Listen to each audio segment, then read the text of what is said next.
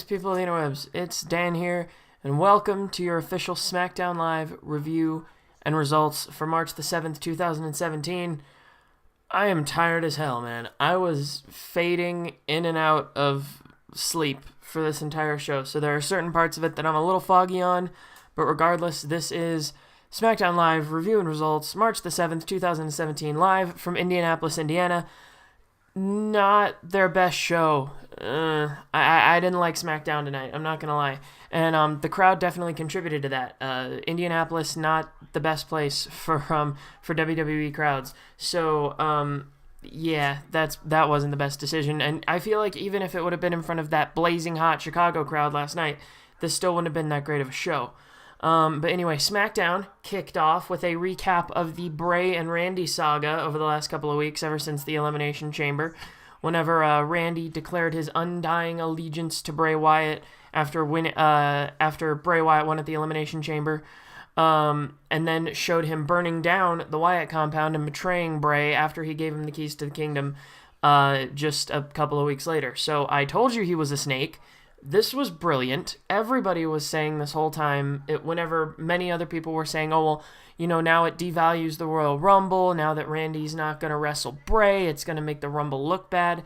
Nuh-uh. This does not make the Rumble look bad by any means. In fact, this is the most intriguing thing that WWE has going right now. So, the actual show after the recap opens with Shane McMahon and Daniel Bryan discussing who should go on to face Bray Wyatt at WrestleMania for his WWE Championship. Bryan says that it should be Randy Orton, and Shane McMahon actually says that it should be AJ Styles. I thought that was very weird. They both make, especially considering that there's been a lot of that animosity between Shane and AJ lately. It's very weird that Shane decided to side with AJ on this. But both men, both of the commissioner and the GM say that both men deserve their shot. And then they show footage back and forth of Randy Orton doing various things. So Shane says AJ deserves to go to WrestleMania because this, and it was whenever Randy Orton said that he refused to face Bray at WrestleMania. And then Bryan said yes, but then he did this, and he showed the clip of Orton burning down the Wyatt compound once again. And then they booked the main event for the night. They said that for the first time ever in the history of WWE, the Viper, Randy Orton, and the phenomenal AJ Styles would go one-on-one in the main event. So I was looking forward to that main event for sure, right from the off. And it seemed like Luke Harper is just going to get shafted during this whole situation. He's been doing the best work of his career, bar none, you know, and yet he's just getting shafted for it. I don't understand. So this is just very confusing. I do not want Luke Harper ending up in the Andre the Giant Jobber Loser Memorial Battle Royal. I don't want him ending up in that Battle Royal because that's just, he's owed more than that. He's definitely owed more than that. So then they went to commercial, and then coming back from commercial, Shane and Bryan are backstage. They are confronted by AJ Styles. AJ says that there's an anti-AJ conspiracy going on SmackDown, and says that he is not afraid of the Viper nor either of them, talking about the main event for the night. Then James Ellsworth is in the ring. Fuck this shit. Why is Ellsworth in the ring? Why is he still on television? I understand that he's signed to a contract. Jack Swagger was signed to a contract and he wasn't on TV for 6 goddamn months. But James Ellsworth has to be on TV every week just because he's completely pointless and is signed to a contract. Okay. Good job making correct use of your talent there. Anyway, I hated it. He was trash-talking John Cena, talking about how he beat AJ Styles 3 times already, and it took Cena till the 3rd time around to be able to beat AJ Styles. Then he introduces Carmella, and as usual, Carmella comes out to crickets. What more do I need to say? That was just terrible, terrible, terrible segment there from Ellsworth. Then we had the mixed tag match, Cena and Nikki Bella versus James Ellsworth and Carmella. John and Nikki got very warm welcomes on their entrances. Nikki came out after John, and John, I see you. You know, Nikki rolling into the ring. I saw where you were looking, sir. I done saw where you was looking as she was entering that ring, rolling over the top rope. I saw you. Looking in the right place, sir. Miz came out to interrupt right as the bell rang. Then Carmella super kicked Nikki Bella while she was distracted. Then they come back from commercial. Miz and Maurice are sitting at the commentary table, so there is, dear God, 5 announcers. At least Tom Phillips left the announce table for this one. And ironically enough, there was a promo for Women's History Month soon after this match, I believe, and Tom Phillips was the one that introduced it. And someone on my Twitter said, isn't it odd that Tom Phillips is introducing Women's History Month? And I actually replied saying, oh no, I heard he loves Women's History Month. In fact, I heard he wants to face fuck the shit out of it. If you got the reference there, good for you. Anyway, they came back from the commercial break. Miz was at the commentary table with Maurice, said that Cena is a liar and a manipulator, and said that essentially Nikki is only in a relationship with John to where John can raise his brand, and nothing more and nothing less. Then John Cena gets a hot tag from Nikki Bella. Crowd went insane whenever Cena got in the ring and had to face Ellsworth. Gets a hot tag. Ellsworth doesn't want anything to do with John Cena, understandably so. Then Cena and Bella come back in because Bella dropped Carmella, because after Cena dropped Ellsworth, Carmella was getting in Cena's face. Then Nikki comes in, punches Carmella to the floor. Nikki and John look at each other. They each raise their hands like they're doing the 5-knuckle shuffle. They go down, do the you can't see me, and then do 5-knuckle shuffles in stereo. I thought that was beautiful. I thought it was unbelievable. Then they did an AA and a rack attack combo, and then they did a double STF or an STF fearless lock combo, and then Ellsworth taps out. But then Miz and Maurice got in with nuclear heat in the ring because they took out Cena and Nikki Bella. Miz says that Cena's relationship is the biggest lie that he has ever told. Says that when it's true love, you wouldn't make a girl write a contract or sign a contract to be your girlfriend. And then Miz actually broke the fourth wall a little bit by actually saying that they were not allowed to talk about their relationship on WWE programming, but now magically that he's in a program with Miz and Maurice, they're permitting him to talk about his relationship on WWE programming.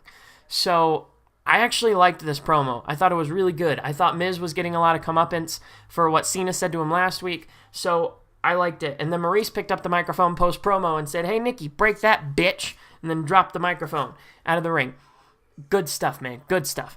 Orton had a backstage promo with Renee Young. Renee Young knocked on his dressing room door.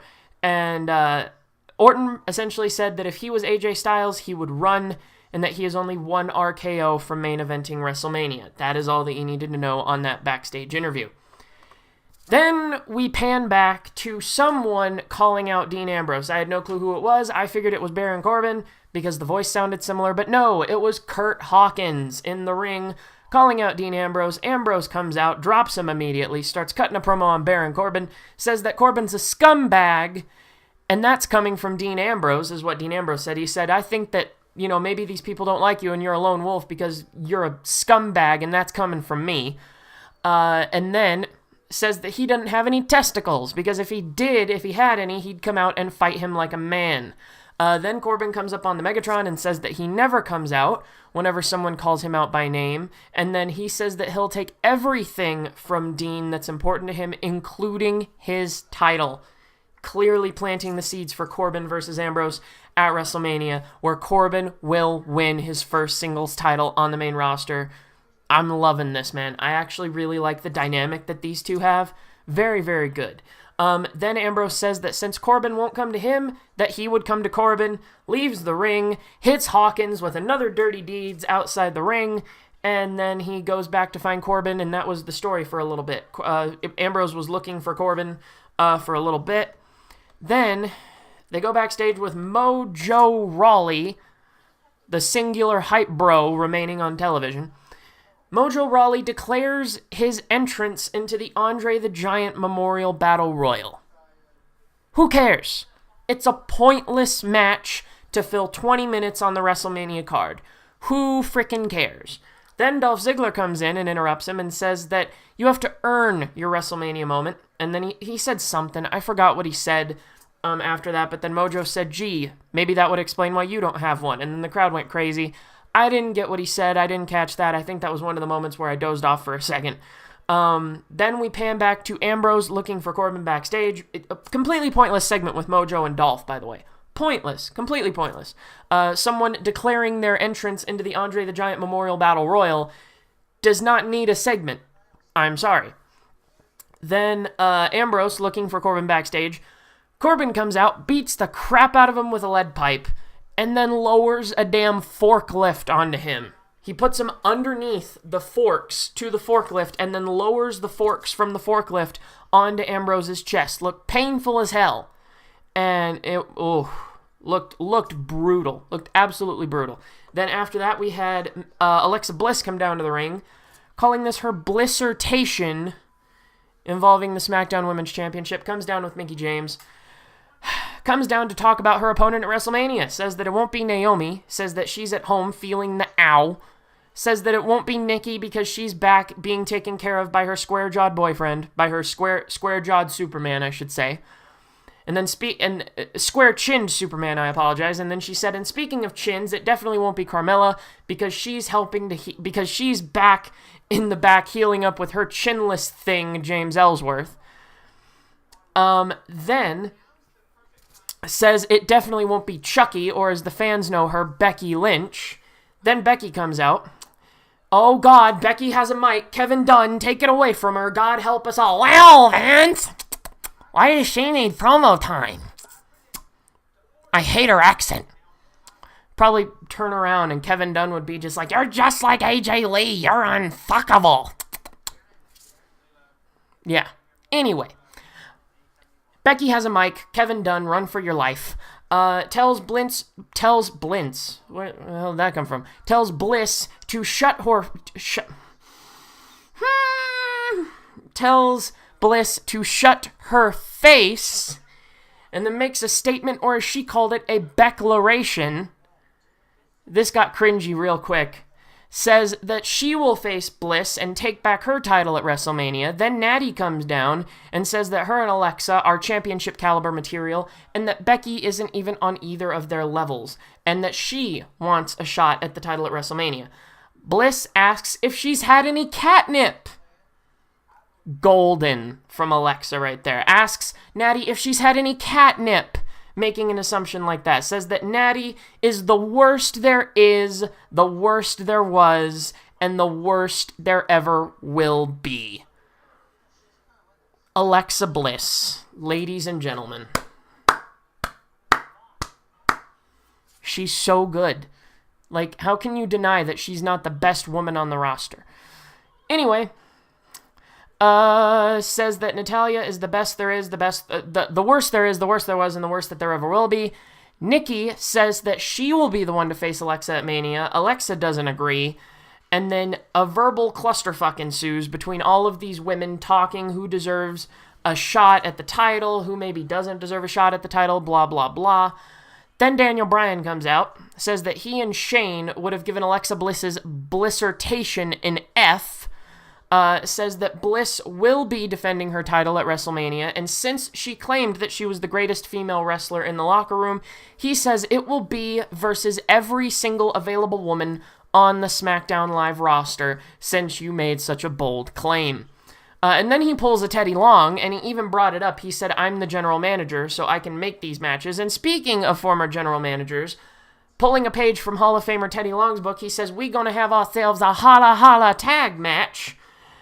And books a tag match with Alexa and Mickie facing off versus Becky and Natalya.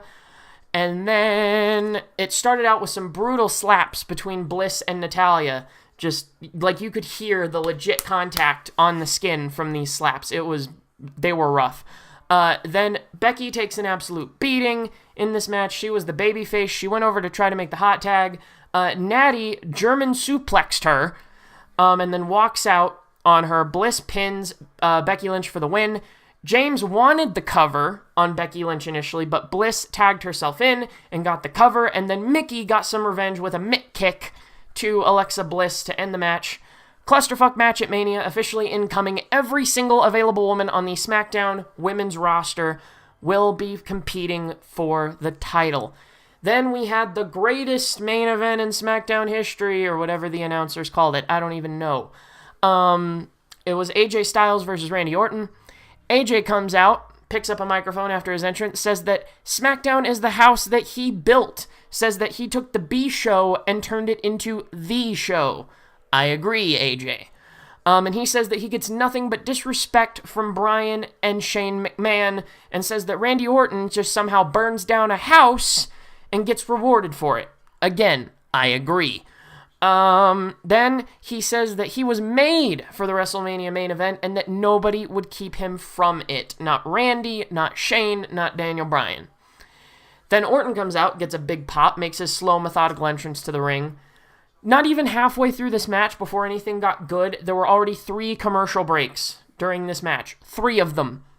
And it wasn't really until the last maybe minute or so that things really started to heat up. This was sort of like the ending sequence. Styles blocked a spike DDT from Randy Orton. Randy Orton blocked a Styles Clash as well. Styles rolled that blocked Styles Clash into a calf crusher. Then, Styles goes to the outside after Orton forces the rope break. Styles goes to the outside. Orton blocks a springboard attempt from Styles. Goes for an RKO afterwards. Styles blocks it. Orton got fooled by AJ going for a forearm. They were going to do the phenomenal forearm into an RKO counter. They were going to do it. And I was going to jump so high I would have put a hole in my roof. Because that's the most beautiful counter that anybody could ever think of on the face of the planet Earth. Seriously, phenomenal forearm or the springboard 450. I would need a new change of underwear if they ever countered the springboard 450 into the RKO. That would just be too beautiful to even handle.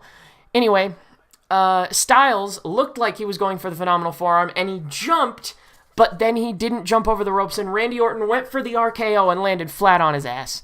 That was amazing. I loved it. He got totally fooled by AJ, thinking he was going for the forearm. And then Styles missed a springboard 450. Orton rolled out of the way. Then Randy catapults Styles up in the air after he runs off the ropes.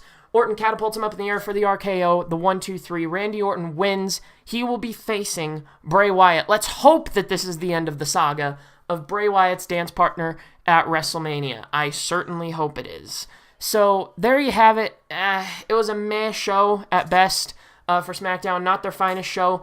But I will say, I'm not going to give them as much crap as I would give Raw for putting on a bad show, because SmackDown is far more consistent, and these are just occasional blemishes on the radar. Every show is going to have a bad show every once in a while. Raw has a bad show consistently every single week. SmackDown is usually consistently great, but occasionally they're going to have a down show. So I'll give them this one. I'll let this one slide. If there's another down show next week, I'll probably rip into it. But anyway, that is it for your SmackDown Live review. I'm tired as hell. I'm going to go probably take an aspirin and go to bed. So thank you guys so much for watching. Follow all my social media links down here, right there. I'm on Twitter, Snapchat, and Instagram. Follow me on all of those things if you want to keep up with what I'm doing. And also, do not forget to click the like button. I'm loving the support on the videos lately, man. My likes are just, like, way higher than I ever anticipated. I'm loving the way that you guys are putting likes on the videos like crazy. Comment down below. Let me know what you thought of SmackDown Live. And also, share the video if you can. If you feel that you've got somebody who would enjoy my content, then please do share the video out. And also, yeah, just like, comment. Don't forget to click the little red button down below and subscribe so that you do not miss a video. And ring the bell also so that you get automatic notifications anytime that I upload a video. Pretty much anytime that I do anything on my YouTube channel, you will get alerted. So that is all from me. Thank you guys so much for watching. You keep yourself safe, and I'll see you at a later date. Farewell.